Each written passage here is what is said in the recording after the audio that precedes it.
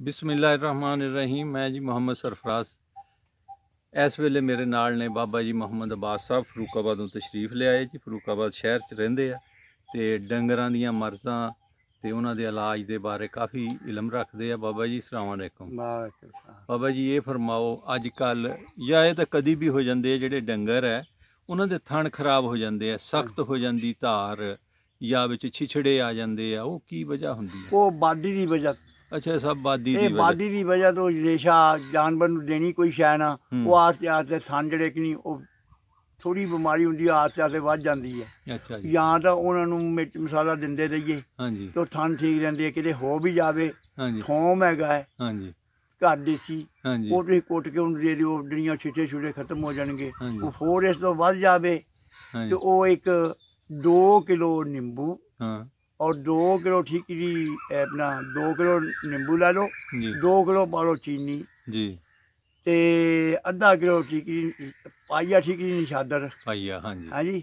ते 2 किलो नींबू ते 2 किलो नींबू, 2 किलो चीनी पाइया ठीकरी निशादर ते 2 किलो शीशा लूण, 2 किलो शीशा लूण। ये सारियां चीज़ां कुट बना के ना कट के एक किसी भांडे शीशे वाले च पा दिओ, जिस च पानी कच्चे भांडे च ना पावो क्योंकि पानी पींदा वो कच्चा भांडा मर्तबान होवे या कोई हांडी इहो जी होवे या कालनी होवे जिहड़ी रोगनी ਉਹਦੇ ਵਿੱਚ ਪਾ ਕੇ ਉੱਤੇ ਢੱਕਣ ਬੰਦ ਕਰਕੇ 20 ਦਿਨ ਇਹਨੂੰ ਰੂੜੀ 'ਚ ਨੱਪ ਦਿਓ। ਅੱਛਾ ਜੀ, ਇਹ ਪਾਣੀ ਬਣ ਜਾਏ। ਅੱਛਾ ਜੀ, ਇਹ ਤੁਸੀਂ ਇੱਕ ਨਾਲ ਅੱਧੀ ਕੁ ਦਿਆ ਰੋਜ਼।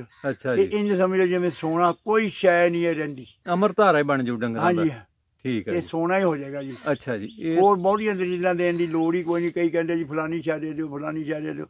ਇਹ ਲਾਜ਼ਮਨ ਬਣਾਉਣਾ ਚਾਹੀਦਾ ਹੈ। ਅੱਛਾ ਜੀ, ਹਾਂਜੀ, ਇਹ ਇੰਜ ਸਮਝ ਜਿਵੇਂ ਸੋਨਾ ਬਣ ਗਿਆ। ਠੀਕ ਹੈ ਜੀ। ਇਹਦੇ ਨਾਲ ਇੱਕ ਤੇ ਡੰਗਰਾਂ ਦੇ ਥਣ ਜਿਹੜੇ ਖਰਾਬ ਹੁੰਦੇ ਉਹ ਹਟ ਜਾਣਗੇ, ਜਿਹੜਾ ਬਾਈਬਾਦੀ ਵੀ ਉਹ ਜਿਹੜੀ ਆ ਉਹ ਵੀ ਖਤਮ ਹੋ ਜਾਏਗੀ। ਹਾਂਜੀ ਠੀਕ ਹੈ, ਇਹ ਹਰ ਸੂਏ ਇਹ ਲਾਜ਼ਮਨ ਇਹਨਾਂ ਸੌਦਾ ਦੇਣਾ ਚਾਹੀਦਾ। ਅੱਛਾ ਜੀ, ਅੱਛਾ ਬਾਬਾ ਜੀ ਇਹਦੇ ਵਿੱਚ ਹੀ ਨਾਲ ਇਹ ਦੱਸ ਦਿਓ ਕਈ ਡੰਗਰ ਜਿਹੜੇ ਆ ਉਹ ਬੋਲਦੇ ਹੀ ਨਹੀਂ ਕਿੰਨਾ ਚਿਰ। ਉਹ ਜਿਹੜੇ ਬੋਲਦੇ ਨਹੀਂ ਹੈਗੇ ਉਹ ਸਿਰਫ ਗਰਮੀ ਦੀ ਵਜ੍ਹਾ ਤੋਂ ਕੋਈ ਅੰਦਰੂਨੀ ਹੈ। ਜਿਸ ਵੇਲੇ ਬਾਰਿਸ਼ ਪੈਂਦੀ ਹੈ ਨਾ ਉਹਨੂੰ ਬਾਰਿਸ਼ ਦਾ ਪਾਣੀ ਪਿਲਾਉਣਾ ਚਾਹੀਦਾ ਹੈ। ਬਾਰਿਸ਼ ਦਾ ਪਾਣੀ ਪਿਲਾਉਣਾ ਚਾਹੀਦਾ ਹੈ। ਹਾਂਜੀ, ਗਰਮੀ ਦੇ ਵਿੱਚ ਆ ਕੇ ਡੰਗਰ ਨਹੀਂ ਬੋਲਦੇ। ਠੀਕ ਹੈ ਜੀ, ਨਾ ਹੋਵੇ 1 ਕਿਲੋ ਸੌਂਫ, ਹਾਂਜੀ 1 ਕਿਲੋ ਅਲਸੀ, 1 ਕਿਲੋ ਅਲਸੀ, 2.5 ਕਿਲੋ ਤਾਰਾ ਮੀਰਾ, 2.5 ਕਿਲੋ ਤਾਰਾ ਮੀਰਾ, 4.5 ਕਿਲੋ ਹੋ ਗਿਆ। ਇਹਨੂੰ ਸਾਰਿਆਂ ਨੂੰ ਇੱਕ ਜਾਨ ਪੀ ਲੈਣਾ ਜੀ। ਉਹਦੇ ਵਿੱਚ ਇੱਕ ਬੁੱਕ ਤਕਰੀਬਨ ਅੱਧਾ ਕਿਲੋ ਕੱਢਣਾ ਹੈ ਜੀ। ਬਾਟੇ 'ਚ ਪਾ ਲੈਣਾ ਹੈ, ਪਾਈਆ ਖੰਡ ਪਾਣੀ ਹੈ, ਉਸੇ ਮੱਝ ਦਾ ਪਾਈਆ ਦੁੱਧ ਪਾ ਦੇਣਾ। 9 ਦਿਨ ਦੇਣਾ ਹੈ। 9 ਦਿਨਾਂ ਦੇ ਅੰਦਰ ਡੰਗਰ ਫਲ ਹੋ ਜਾਏਗਾ और ਦੁੱਧ ਵੀ ਵਧਾ देगा। अच्छा जी, जी बाबा जी बहुत बहुत शुक्रिया जी। पाकिस्तान जिंदाबाद जी।